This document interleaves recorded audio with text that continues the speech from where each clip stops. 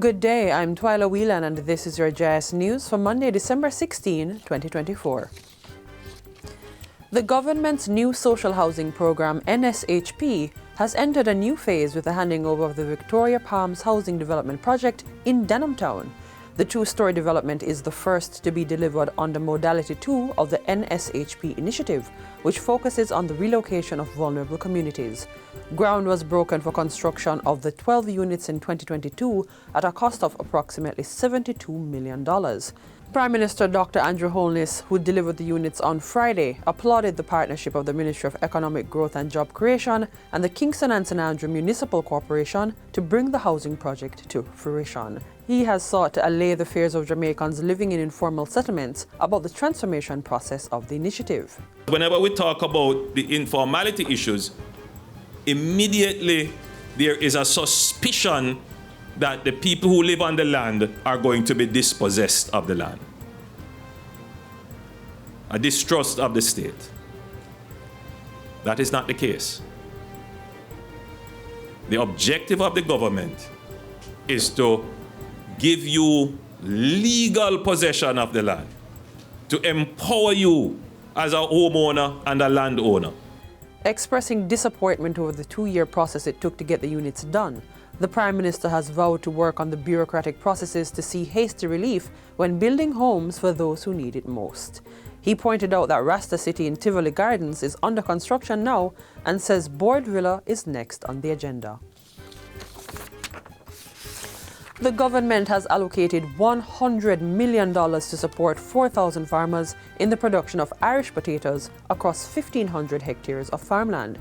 Agriculture Minister Floyd Green made the announcement during the recent launch of the 2024-2025 National Irish Potato Programme in St Ann. He says the allocation is to help boost local production in response to rising market demand.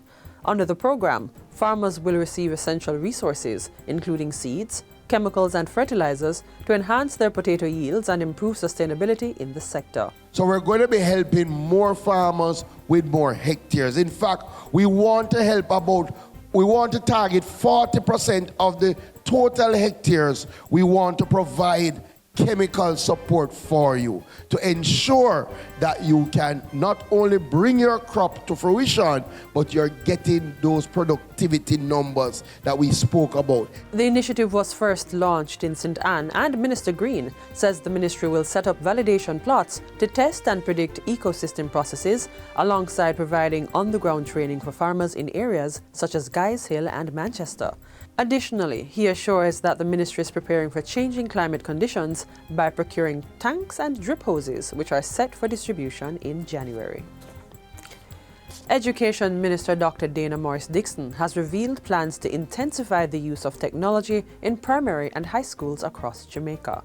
The minister insists that students are eager to learn in diverse ways and technology will be the foundation of their education. Among other things, she says the goal is to ensure that every student learns coding and robotics.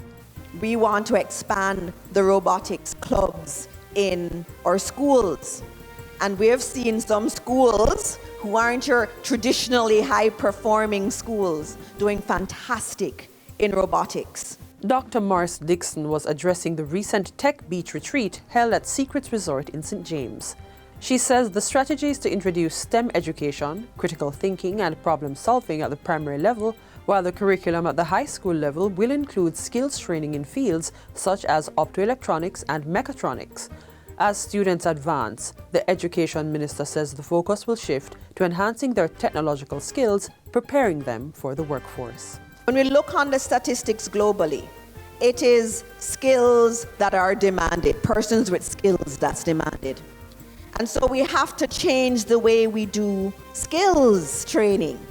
And so we're spending a lot of time with our Heart NSTA Trust in order to put in place the kind of programs that students and young people can come alive in. The Ministry of Health and Wellness is reporting that dengue cases in Jamaica have been below the epidemic threshold or outbreak range since September 2024. Overall, the ministry says there has been a steady decline in the total number of suspected, probable, and confirmed dengue cases reported in Jamaica since November 2023.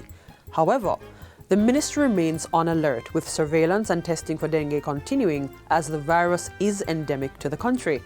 At the same time, the ministry is also reporting that cases of influenza or the flu in Jamaica is currently below what is expected for this time of the year. The influenza A H1N1 pandemic strain 2009 is the predominant strain of the flu in circulation, followed by influenza A H3N2 and a few cases of influenza B. There has been no case of the avian influenza A H5N1 detected in Jamaica this year.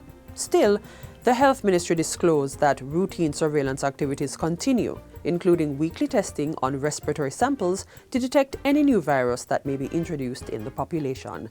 Members of the public are, however, warned that an increase in flu cases is expected at this time of the year, and persons are encouraged to take all necessary preventative measures.